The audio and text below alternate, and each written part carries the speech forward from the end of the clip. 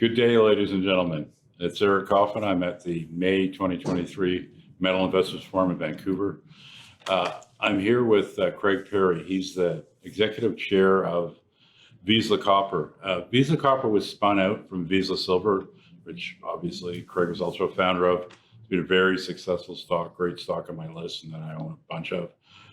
When they first spun out Vizsla Copper, it did have 2 or 3 projects in it, but in all honesty, none of those really jumped out at me. And I don't think they really jumped. I mean, you guys were really on the hunt for something pretty much from day one. Exactly. Yeah. But they recently basically did a merger with a company that's been around Vancouver a long time called Consolidated Woodjam. I know the guys behind that really well too, and its asset is the Woodjam Project, which it's probably one of those projects that's been around long enough that familiarity bred contempt or something, like people just weren't really paying attention to it. And it wasn't real until Craig and I went through it a couple of times with Chris Leslie and a couple of the other technical guys that it really got my attention. Now, I mean, you're a guy that's got 20 years of porphyry experience.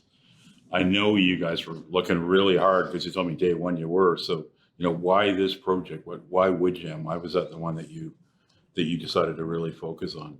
Yeah, very, very good question. Because we love copper. Yeah. So, we're super bullish on copper. I think we're going to see $20 per pound copper in the not too distant future. So with that in mind, and when we started Vizsla Silver, in fact, we called it Vizsla Resources, and we were on the hunt for copper. Right. And we staked some ground in central BC, the Blueberry properties. And that's how we started the company. Of course, we stumbled across Panuco, and that, we had to go and do that deal, and I'm glad we did. But we've known about this Woodjam property for a long time. We've done a few other things in copper in BC. We took control of a company called Surge Copper. Right. We've seen some really interesting things on those properties. But we've known about this suite of properties and what Bill Morton and the team at Consolidated Woodjam were doing there for a long time. A lot of people have looked at it, and I think, a lot of people have wanted to get in there but haven't been able to do a deal.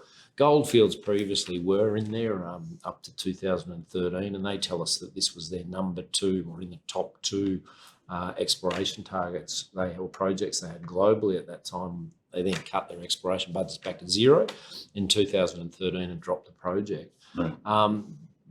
The reason we love it, though, it's surrounded by some big projects. Mount Polly is just to the north of us. It's 10 kilometres to the north of the property. Some of that's very high grade. BC gets a bit of a bad rap for being low grade porphyry systems. But if you look at New Afton, there's about 100 million tonnes there, 1.1, 1.2% copper equivalent. So we know that there are high grades out there. Right. And on this property, there's porphyries everywhere. Everywhere that Bill drilled, they found a porphyry. I think there's 5 or 6 known porphyry centres there already. Big resource base. It was cheap, For $11 million, we bought nearly 2 billion pounds of copper, 1 million ounces of gold, although I think, a lot of the more recent drilling needs to be incorporated into a new resource model, and those numbers will grow pretty quickly.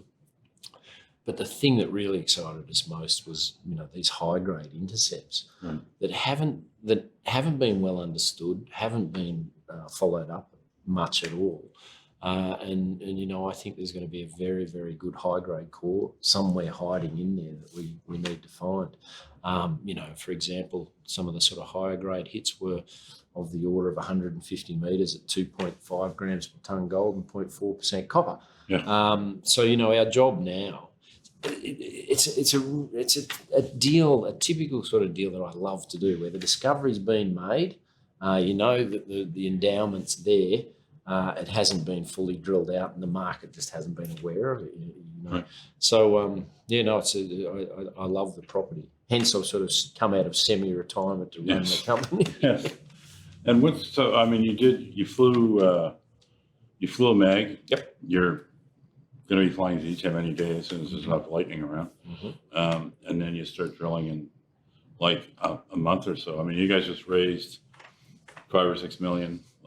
Literally today. Mm-hmm. And then, so what's your thinking once you go through this? Because I know you have a huge number of targets off the mag survey. Mm-hmm. Presumably the ZTEMs, maybe it generates some new ones, but presumably it's also going to help you rank the ones you already have. Yep. So you're not just randomly drilling stuff.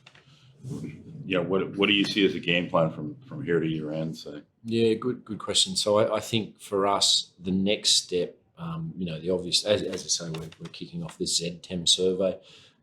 There's been over 120,000 metres drilled on the property, so it's taken quite a bit of time to go through the drill hole databases, pull out, what's important there, get an understanding of the geology and work towards a more clearly defined exploration and targeting model. So that work's all going on in the background. ZTEM survey coming up, and then with the 6 million we raised, and you participated in that, and thank you for the support there. The next step is to kick off a drill program, probably about 8,000 metres late June. Although we only really went out to raise 4.5 million, and we've got subscriptions for well over 6 million now. So we'll take a bit more. That might allow us to do a little bit more drilling through, and we'll be drilling, very simply around some of those high grade zones, testing their veracity, and then looking to extend those. So I think we're a very good chance of getting some, really good numbers out of this initial campaign when we start getting assays back late July, August. And then and some of the budget, of those 103 targets, as you say, the ZTEM will help us rank and prioritise each of the MAG targets. There is some outcropping alteration of mineralisation, and we've got soil geochem and a little bit of IP across the property as well. So there's a few different ways we'll rank and prioritise those. And I think, in this first campaign, we might test one or two of those other targets, but the low-hanging fruit for us right at the moment is to incorporate these high-grade intercepts into a resource base, and then drill around those high-grade zones and look to expand the high-grade zones. So, really high-impact exploration coming up. Well, I just wanted to, when you and I were on a Zoom call with this with Chris Leslie, just as I was going to say this an aside, but it's not really an aside. You both went into these. There's two things. One is it's the type of porphyry it is. The family of porphyries it falls into. You said, and you're right, a lot of the BC porphyries are kind of meh when it comes to grade. Yep. But there's 2 or 3 different types of porphyries, and I think a lot of the big wins in the last decade have actually been the other style of porphyry that BC maybe isn't known for, or sometimes people don't even think of them as porphyries. Like some of the stuff up in the Golden Triangle. Stuff like maybe Red Crisp, where you got this calc alkaline stuff where everybody's going like, oh yeah, no, it's just garden variety BC porphyry, which it was on top, but it wasn't once they got into it. And there's 3 or 4 other ones like that in the province. So that's part of what, won me over was Chris describing how, look, it's not that kind of porphyry, it's this kind of porphyry. But then you were talking about these, because I remember them drilling some, I remember Bill and the guys drilling some of these high grade holes, and you're right, the market just kind of went, yeah, whatever. There was really no reaction to it. Partially because it just seemed like, well, yeah, they're drilling, but they're close to the center of this and close to the center of that. And, it doesn't look like there's anywhere to go. Yep. But you guys were describing this as these, similar to the North Parks camp in Australia, the mine there, which long running, very successful mine. But what really made that thing work was these pencil porphyries. And you think what's going on at Woodjam might be what's happening there. There's a lot of smoke to suggest that, because of course I think of the 6 or 7 targets that Bill and the team tested, that 4 or 5 resulted in a discovery of porphyry centres, discrete porphyry centres. The fact that we've got so many anomalies that look like they're associated with porphyry suggests that this was a big, very big porphyry district. A lot like North Parks. The rocks look very, very similar to us. They're these orange cyanitic porphyry rocks, very potassic, and gold rich as well. North Parks, I think there were over 40 porphyries discovered and delineated in that district, of which a handful, 2 or 3, are very, very high grade, 1.5% copper equivalent type numbers out of those. Rio Tinto, of course, sold that mine 6 or 7 years ago for about 800, 900 million. Big producer. This looks, based on, and you actually have the alkalic and calc alkaline porphyries in the same district as well. So it's an interesting part of the Earth's crust. It suggests to me that that's a large, long-lived, centre of magmatism, which is what you need to generate sort of grade and metal.